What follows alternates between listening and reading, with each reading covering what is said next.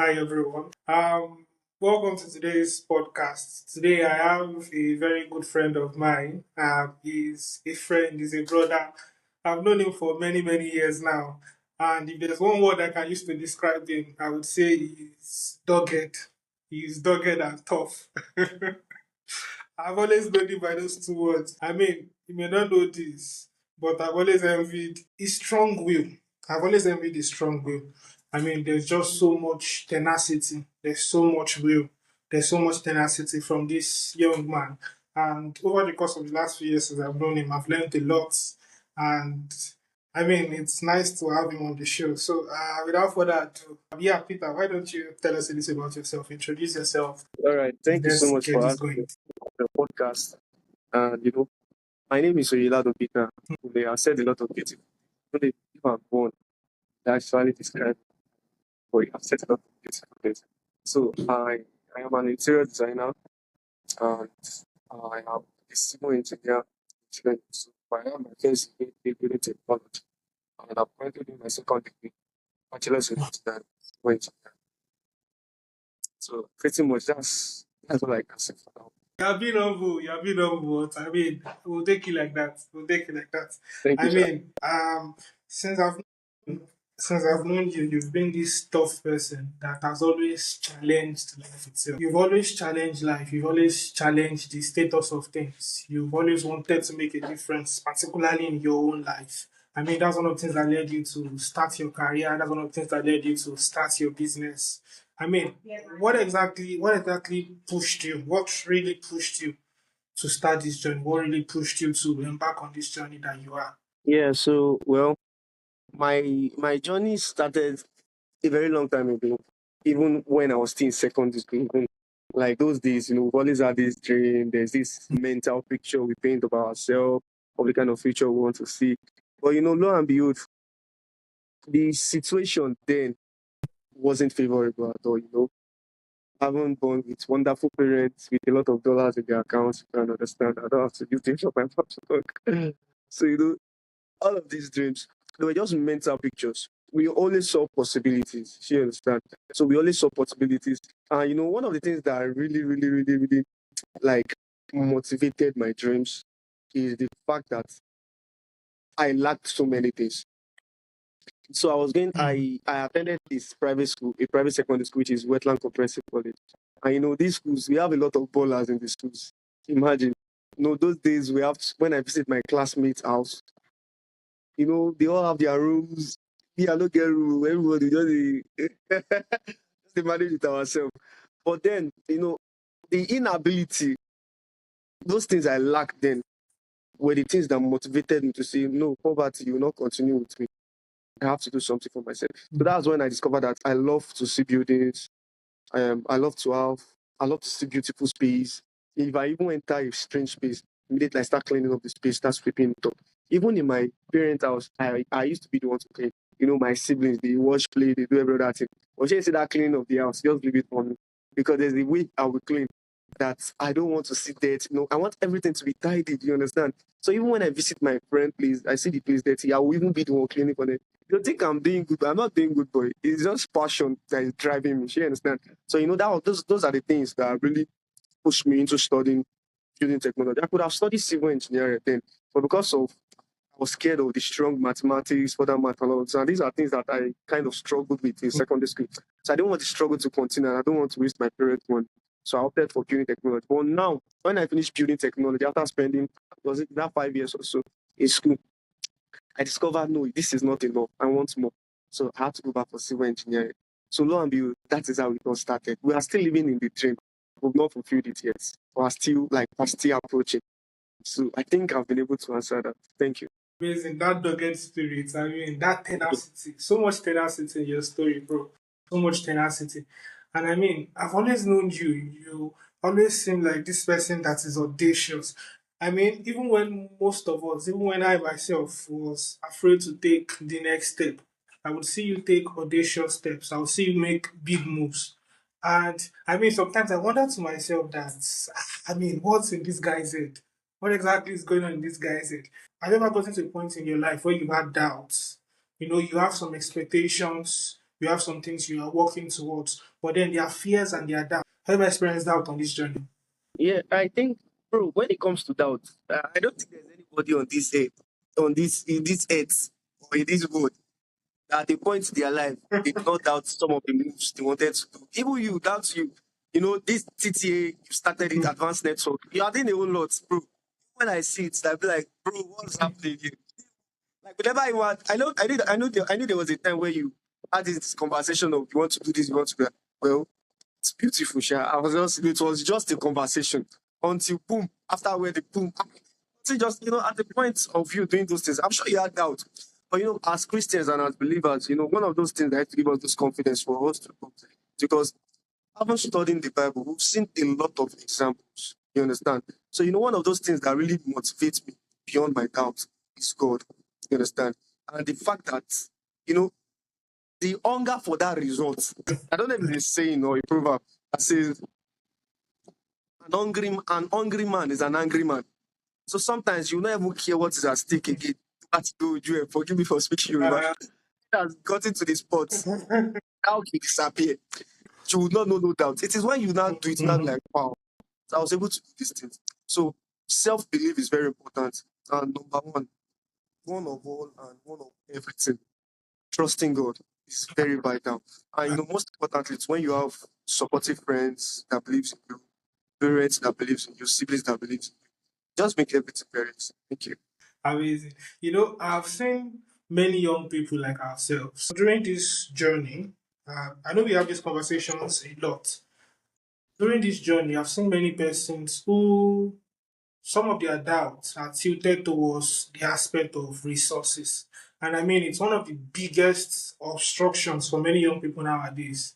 I was speaking with someone 2 days ago and he was talking about how that he had so much ideas. He has ideas. And when he tells someone, the person uses his idea and he's successful in it. But nobody is there to support him and help him to bring his ideas to manifestation. And there's no one willing to support him. There's no one willing to back him up with resources. So there's this concept about resources or no resources out there. What exactly is your take on resources? I mean, how exactly did you start on this path? Were you also the kind of person that had so much backing? Starting on this journey, in your journey as an interior designer, when you started A-list interiors and building services, what exactly is your take on this subject of resources or no resources? Yeah, to be honest, bro, you know, when it comes to talk about resources, resources are tangible, resources are intangible. And breaking down the subject of resources can be in material things, resources can be in labor, resources can be, when I say labor, I mean human. Resources can be in capital, Yes. funds and everything. So the most important thing of all of these resources I've just listed, bro, is the human part of it. Do you understand? And why is the woman very important and vital to your first resource? It's because of your mind. Because of your mind. See, you know, starting out as an interior designer, starting out as an interior designer, I didn't start with any money. I started with my ideas. I started with my ideas. You have to be strategic even as an entrepreneur towards achieving your goal. If you want to do this, yes, okay, you have certain goals you set out for yourself, you map out for yourself. You have to be strategic about them and trust God. Trust God. When I decided to become an interior designer, okay, I was lucky enough or I was blessed to also work as a project manager in an interior company because of my background, my construction background. So it was very easy for me to blend it. So all I needed was to study. Like even before then, as a builder, yes, we do building services, we do interiors and exterior work. But that was not enough for where I was going to because where I was going to, they were majorly doing furniture, space arrangement, and all of those things. So I needed to go and nail more about it. Otherwise, I'll be sent off my job. The dream can just die for day. But are you willing to challenge yourself? When it comes to resources, we have resources in abundance. As long as you are still alive, you can breathe, you can think, you have good health. That's all you need. Yet I can understand that Power, certain businesses, power. you know, certain businesses, require some millions, require some billions, hundreds of millions, hundreds of thousands. You need your mind to figure out how to get those money. You need your mind really to figure out how to get those money. You need your mind. If you have to take a loan, how do you take a loan? How do you apply for a loan? If you have to apply for a grant, how do you apply for a grant? You need your mind for these informations. You understand? In school, in primary school, we're taught like we have raw facts and we have information. That it is raw fact that graduates into information when it is processed into data. Comes as information. So it's just the same thing. All of those raw facts in your head, think, calm down, strategize, set goals, and make them become a data that you can use. And that's the resource already. So I think that's all. Powerful, powerful. I mean, you said something that struck me. We have resources in abundance. We have Yes, resources in abundance. I mean, the mere subject of our minds, the mere subject of our thinking, your imagination, being able to conceive thoughts in your head and then translate your desires into tangible. I mean, it's really powerful. I see this from a new light. Really, I see this from a new light. So it leads me to ask the question. I mean, yes, we understand that our minds in itself are resources. We understand that our minds can translate into what we actually need. But how about the subject of making mistakes? okay. Mistakes can vary. They say mistakes can be very expensive for some persons. So, how exactly has it been for you? I mean, uh, have you not been scared of making mistakes? Or how do you just face on everything and expect that everything will be fine and everything becomes all right? Well, how exactly do you manage mistakes? Yeah, the thing is, mistakes will always happen. Do you understand? Mistakes will always happen. It is impossible for mistakes not to happen. And sometimes some of these mistakes, like you said, mistakes, they are not prepared for. I don't think there's anyone that has been prepared for any mistake they made. Do you understand? But Nah. mistake itself, it's part of the journey. I can't count the number of mistakes I've made in my life. In this entrepreneurial journey, lots of mistakes. But each time I make these mistakes, I always have to be resentful mind. There are things that even sometimes I have to weep over them. There are things that I have to pray over. It can be that serious sometimes.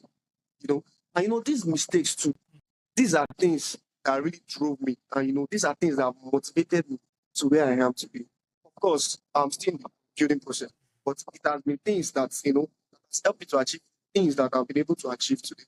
If I've not made certain mistakes, I won't be where I am today. I won't be where I am today. Mistakes should be things, mistakes and failure. These are things we should appreciate God for. These are things we should appreciate God for. Even if you come to see mistake and failure in another dimension, you will come to see that mistakes and failure is part of the story for perfection. Do you understand? They say something, practice make perfect. What does that mean? Practice make perfect in the sense that you will fail plenty times, but you always learn from those your failures. So even mistakes and failure itself, it's part of perfection. So you shouldn't be scared of making mistakes. You shouldn't be scared of failing. I said earlier that I studied building technology instead of civil engineering because I was scared of mathematics. You could have just called that a mistake, but trust me, in a few years' time, I'll be double degree holder. You understand? Double degree holder. That makes me a better specialist in my field. It kind of give me another edge, over my. That's the reason why I can say I'm an interior designer. There are so many things I can even do. MEP, mechanical and engineering, plumbing. Even electrical services. These are things that having to study different aspects of what I want to do. I got to learn all of these things, and these things, some of it are from maybe I ventured into what I was not meant to venture. Now I need a solution, so I have to do this to get the solution. You understand that kind of thing? So mistakes, don't kill yourself. You should be happy. You should be happy making mistakes. And when you learn mistake, you should go and do Thanksgiving, do testimony. Testimony anytime you make mistake. You understand? Don't worry. You don't understand. You don't understand. But Yeah. I know what I'm Uh, trying to say. When you make mistake, it's actually telling you that guy, you've grown. To be honest. yeah. I mean, I understand that a lot. On this journey, it's very difficult not to make mistakes. I mean, failure Yeah. is just a part of the journey. Failure is a step in the way.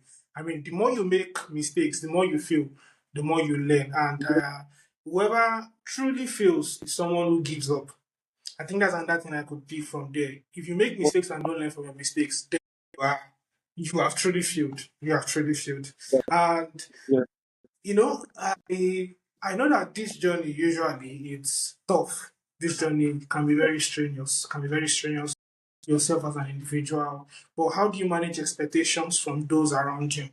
As an entrepreneur, one of the biggest challenges we have is the people around us. Sometimes they'll tell you, oh, don't do too much. Oh, don't strain yourself. Oh, just take it easy. Take it easy. All is going to be fine.